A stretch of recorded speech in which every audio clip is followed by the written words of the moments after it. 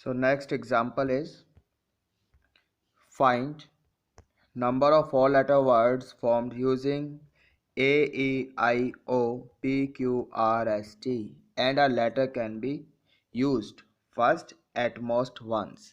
ज़्यादा से ज़्यादा सिर्फ एक ही बार यूज़ कर सकते हैं एक लेटर को। सो फोर लेटर वर्ड्स बनाने हैं। टोटल हमारे पास ये 9 लेटर्स हैं। तो पहले क्या करेंगे, पहले तो आप इन 9 में से 4 लेटर को सेलेक्ट कर लो। सिलेक्शन के कितने तरीके, 9C 4 वेज, ये सिलेक्शन हो गया। Now we have to make different different words. इसका मतलब इन 4 लेटर्स को हमें आपस में अरेंज करना पड़ेगा। तो कितने वे में अरेंज कर सकते हैं, 4 फैक्टोरियल वेज में। सो बस यही आपका आंसर आ जाएगा। पहले सिलेक्शन किया, उसके बाद arrangement, that is permutation. So this is your answer 9C4 into 4 factorial. Second, using exactly 2 vowels. हमारे पास 9 लेटर्स हैं जिसमें से हम ये A, E, I, O 4 vowels हैं, बाकी के 5 कॉन्सोनेंट हैं। P, Q, R, S, T ये कॉन्सोनेंट है। टोटल 9 लेटर्स हैं, 4 वोवल्स 5 कॉन्सोनेंट। तो हमें क्या करना है, एग्जैक्टली 2 वोवल्स। भाई टोटल 4 लेटर वर्ड बनाना है जिसमें से एग्जैक्टली 2 वोवल्स होंगे। इसका मतलब 2 कॉन्सोनेंट होंगे। तो 4 वोवल्स में से 2 वोवल सेलेक्ट कर लो। That can be done in 4C2 ways. 5 में से 2 वोवल सेलेक्ट कर लो, डैट इज़ 5C2 वेज। अब आपके पास टोटल 4 लेटर हो गए हैं, 2 वोवल 2 कॉन्सोनेंट। उनको अब हमें वर्ड्स बनाने हैं तो आपस में अरेंज करना पड़ेगा। तो 4 फैक्टोरियल वेज में उनको हमने क्या किया, अरेंज कर दिया। तो ये आपका आंसर हो गया। Third part, using at most 1 vowel. ज़्यादा से ज़्यादा बस एक ही वोवल यूज़ करना है। तो ज़्यादा से ज़्यादा एक वोवल यूज़ करना है, इसका मतलब ये हो गया कि ऐसा भी हो सकता है कि एक भी वोवल ना हो, है ना। तो अच्छा, पूरे थ्रू आउट P&C चैप्टर में जब भी एटलीस्ट एटमोस्ट यूज़ होगा तो हम क्या करेंगे, उसको एग्जैक्टली में कन्वर्ट कर लेंगे। जैसे यहाँ पे एटमोस्ट बोला है, एटमोस्ट 1, तो ऐसे बोलेंगे एग्जैक्टली 1 और या फिर exactly no vowel. Exactly 1 vowel और एग्जैक्टली 0 वोवल, मतलब नो वोवल। तो अगर एक ही वोवल ले रहे हैं भाई, एक वोवल ले रहे हैं तो टोटल वोवल्स कितने हैं हमारे पास, 4 वोवल्स हैं। तो 4 में से एक वोवल उठा लो।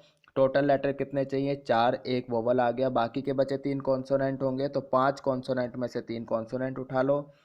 4 आपके पास लेटर हो गए हैं। वर्ड्स बनाने हैं, इसका मतलब उनको लेटर्स को अरेंज करना पड़ेगा। तो इसको हमने अरेंज कर दिया। 4C1 5C3 ये सिलेक्शन हो गया और 4 लेटर का ये अरेंजमेंट। तो इतने वर्ड्स बन जाएंगे। और के लिए प्लस का साइन आ जाएगा यहाँ पर। नो वोवल्स मतलब कि जो आपके पास 4 लेटर आपको सिलेक्ट करने हैं वो सारे क्या होने चाहिए, कॉन्सोनेंट्स होने चाहिए। तो कॉन्सोनेंट होने चाहिए, तो कॉन्सोनेंट में से ही सिलेक्शन होगा। 5C4 अभी 4 लेटर बन गए हैं, इनको अरेंज कर लो, डैट इज़ 4 फैक्टोरियल। बस यही आपका आंसर आ जाएगा। सॉल्व करना है, सॉल्व कर लो, this is your answer. So next note is permutation of alike objects. अभी तक हम क्या बात कर रहे थे, परमुटेशन ऑफ डिफरेंट ऑब्जेक्ट्स की। अब अलाइक ऑब्जेक्ट्स का डिफरेंट परमुटेशन करेंगे, taken all at a time. मान लिया हमारे पास ये लेटर्स हैं A1 A2 B C D, ये 5 डिफरेंट लेटर्स हैं। तो इनकी टोटल अरेंजमेंट कितने हो जाएंगे, 5 फैक्टोरियल, यानी 120 तरीके से इनको 5 लेटर्स को अरेंज किया जा सकता है। जिसमें से A1 B C A2 D एक तरीका होगा, या फिर A2 को पहले लिख लें, A1 इधर लिख दें, ये भी एक तरीका है। ये दूसरा तरीका हो गया, this is one of the way, this is one of another way. अगर यहाँ पे मैंने बोला कि A1 A2 इक्वल हो जाए, अगर A1 A2 को इक्वल कर दिया जाए, ये तो ऐसा लिखा जाएगा फिर ABCAD, और दूसरा वाला दिस इज अगेन ABCAD। ये तो फिर एक ही बात हुई। इसका मतलब ये दोनों तरीके है तो एक ही, और इसको हमने क्या करा, 2 बार काउंट कर दिया।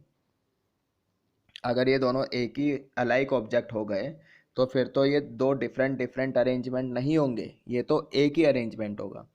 तो इन 2 अरेंजमेंट के करस्पॉन्डिंग एक ही वैलिड केस आएगा, यानी कि या फिर ऐसा कह सकते हैं कि दिस इज काउंटेड ट्वाइस। तो ये ओवर काउंटिंग हटाने के लिए हमने क्या करा, 2 फैक्टोरियल से डिवाइड किया। Got it.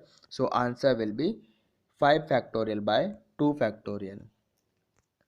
एक और देख लिया, मान लिया कि ए इसमें तीन अब एक जैसे हैं, तीन अलाइक ऑब्जेक्ट्स हैं, बाकी डिफरेंट है B C D E, total 7 letters है। तो ये हो जाएगा आपका 7 factorial divided by 3 factorial, because इन तीन ए के क्रॉसपॉन्डिंग, यानी कि इसको 3 फैक्टोरियल वे में अरेंजमेंट होंगे, और उन 3 फैक्टोरियल मतलब 6 अरेंजमेंट के क्रॉसपॉन्डिंग एक ही वैलिड केस आएगा, इसलिए हमने डिवाइड कर दिया 3 फैक्टोरियल से। Got it. अगर कुछ ऐसा है ए ये एक जैसे हैं, C these are alike of second kind, बाकी डिफरेंट है डी ई एफ, टोटल कितने हैं ये आपके 8। तो 8 factorial divided by 3 factorial for these 3 A and 2 factorial for these 2 C. तो इतने तरीके से हम इनको अरेंज कर सकते हैं। अब इसको हम रिजल्ट को जनरलाइज करते हैं। तो इन जनरल मान लिया कि हमारे पास n ऑब्जेक्ट्स हैं, जिसमें से n1 एक जैसे हैं, n1 alike, n2 alike and n के अलाइक, इतने एक जैसे ऑब्जेक्ट्स हैं। कहने का मतलब यह है कि O1 टाइप के ऑब्जेक्ट्स हैं कितने, n1 अलाइक ऑब्जेक्ट लिखे ना, मान लिया कि O1 है, n2 ये O2, इस तरह से nk ये OK, इस तरह से nk एलिमेंट्स है, सारे एक जैसे हैं, आइडेंटिकल हैं। तो in general permutation, total permutations कितने हो जाएंगे, n factorial divided bye n1 factorial n2 factorial dot dot dot nk factorial. ये आपका जनरलाइज रिजल्ट हो गया। एक एग्जांपल देख लेते हैं। Find number of ways of arranging 5 A's, 4 B's, 3 C's, 2 D's, 2 F's and 1 H G H I J। मतलब ए कितने हैं, 5 times, B 4 times, C 3 times, D F G H I J. Total कर लो, ये टोटल 20 लेटर्स लिखे हैं। तो 20 letters हैं, ये एन का काम कर रहा है, तो 20 फैक्टोरियल ऊपर गया। नाउ वी हैव 5A, उसके लिए नीचे 5 फैक्टोरियल आ गया, बी के लिए 4 फैक्टोरियल, सी के लिए 3 फैक्टोरियल, डी के लिए 2 फैक्टोरियल, एफ के लिए 2 factorial. Got it. So this is your final answer. इतने तरीके से हम इन लेटर्स को अरेंज कर सकते हैं। These are total number of arrangements without any condition. एक और एग्जांपल देख लिया। Find in how many ways we can rearrange letter of the word mathematics. Rearrange करना है, तो अब इसमें मैथमेटिक्स में देख लिया हमने लेटर्स कौन कौन से रिपीट हो रहे हैं और कौन से डिफरेंट हैं। एम 2 टाइम्स एम है, ए 2 टाइम्स ए है यहाँ पर, T V have T 2 T है, देन EICSH। Got it. तो ये बाकी डिफरेंट है। तो टोटल ये आपके 11 लेटर्स है। टोटल कितने लेटर्स है, 11 लेटर्स है। तो 11 यानी एन का काम तो 11 कर रहा है, तो 11 फैक्टोरियल ये आपके रिपीट हो रहे हैं 2 2 2, तो इसलिए लिख दिया 2 factorial 2 factorial 2 factorial. Got it. यहाँ पे -1 भी किया है, ये क्यों किया है -1, अब क्वेश्चन आप ध्यान से पढ़ो। इन्होंने ये बोला है कि रीअरेंज करना है, यानी ये तो एक अरेंजमेंट है ही, इसको छोड़कर और कितने अरेंजमेंट होंगे ये पूछा गया है, यानी इसलिए -1 कर दिया। So this is your answer. Now next is tie method and gap method. तो tie method and gap method के बारे में पढ़ते हैं, क्या होता है ये एग्जांपल से करते हैं। Let 10 persons are made to stand in a row, then find total number of ways if no restriction. अगर कोई रेस्ट्रिक्शन ही नहीं है तो फिर तो ये बहुत सिंपल है, फिर तो सीधा 10 फैक्टोरियल हो जाएगा।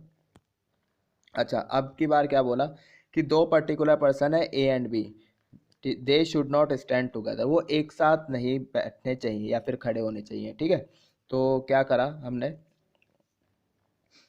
8 इन दो को तो पहले हटा दिया, ए और बी को हटा दिया। अब कितने बचे आपके पास, कितने पर्सन्स बचे, टोटल कितने थे क्वेश्चन में देखो 10 पर्सन है, 8 पर्सन्स बचे, उनका तो परमुटेशन करा दिया। Got it. अब इनका परमुटेशन करा दिया, अब इन 8 पर्सन्स की वजह से कितने गैप क्रिएट होंगे। गैप का मतलब ये है कि आपने 8 को तो ऐसे 8 पर्सन्स को अरेंज करा दिया, उनके बीच में 2 पर्सन्स के बीच में गैप आएगा ना एक, तो ऐसे टोटल कितने गैप आएंगे, 9 गैप आएंगे। और हमें तो रिक्वायरमेंट कितने गैप्स की है, 2 की, ए और बी को रखना है वहाँ पे, तो है ना।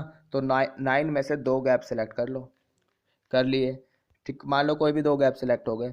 अब आएगा कि कौन से गैप में ए को रखें या फिर कौन से में बी को रखें। तो उसके लिए 2 फैक्टोरियल, ए और बी आपस में अरेंज हो सकते हैं। तो ये हो गया रेस्ट का परमुटेशन, ये गैप सिलेक्शन, और ये permutation of A and be in gap sorry in gaps. तो देखो कुछ ऐसा है कि हमने पहले P1 P2 P3 P4 P5 P6 P7 P8 ये 8% को हमने अरेंज करा दिया, और ये क्रॉस दिखाई दे रहे हैं, these are what gaps.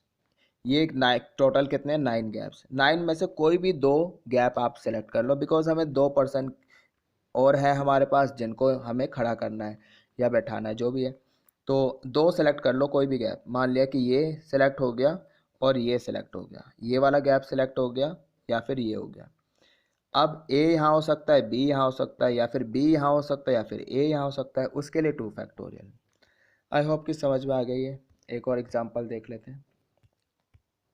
A and B should stand to, example तो वही चल रहा है 10% है, अब उसमें ए एंड बी जो है वो एक साथ बैठने चाहिए।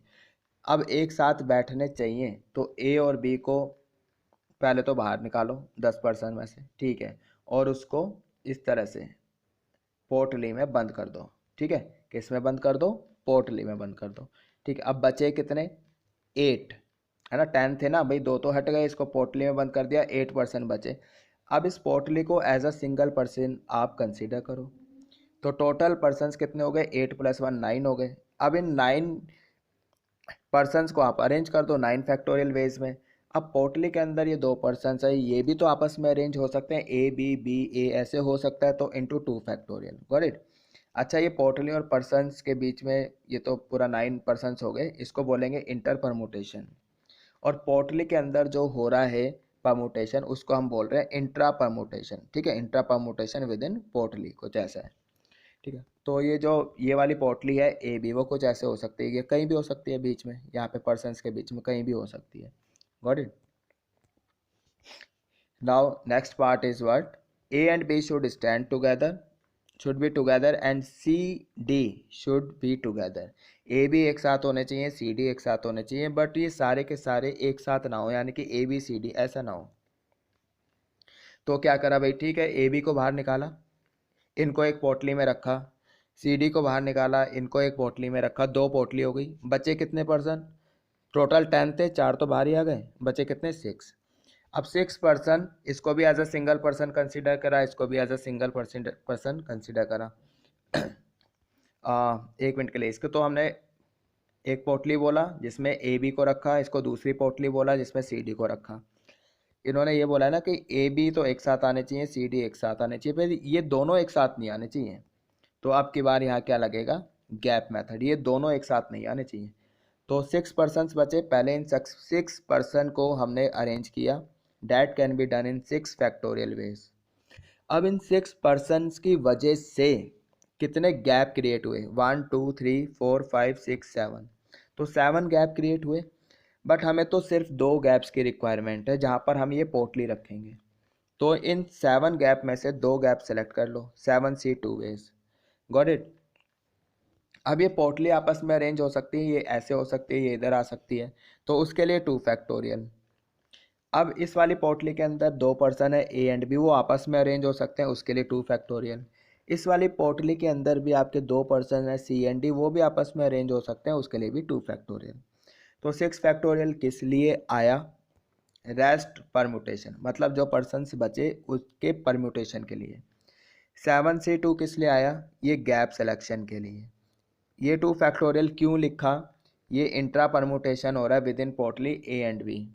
ये वाला 2 फैक्टोरियल क्यों लिखा? ये इंट्रा परम्यूटेशन हो रहा है विद इन पोटली सी एंड डी। और ये 2 फैक्टोरियल क्यों लिखा? ये इन पोटलीज के बीच में परम्यूटेशन हो रहा है ना, ये आगे पीछे हो सकते हैं। So inter between A B and C D. So this is your answer, got it. I hope कि समझ में आ गया।